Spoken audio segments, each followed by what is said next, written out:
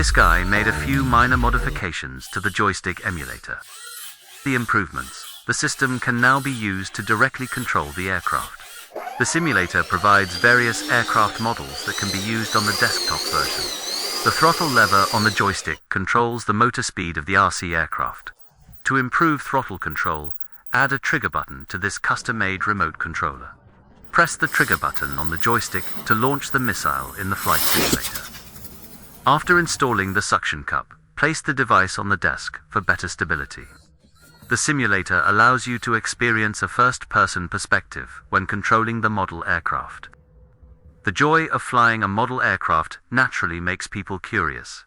One question arises: how can flight telemetry data be collected and transmitted to the aircraft? And the secret behind it all lies inside this small black box.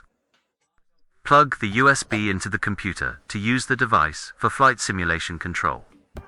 And it can also be connected to a steering wheel emulator. After thousands of lines of code optimized, the system finally came to life. Once integrated into the controller box, the system allows multiple steering wheel inputs and additional control modules to be connected. If the steering wheel or joystick is not included by default, it can be manually configured in the control settings. The control PCB inside the controller box manages the steering wheel and joystick inputs. The process begins by routing the cable through the hole in the panel to the plug port.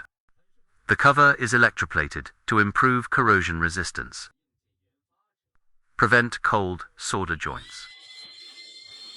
You can place a wire directly on the pad. Greatly simplifies the wiring. The long-awaited HDI buried via PCB technology is now available.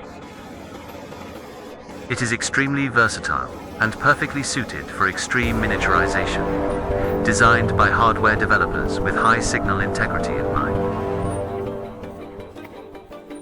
It allows pilots to practice with the emulator before the official takeoff. When everything is ready, I arrive at the runway and prepare for takeoff.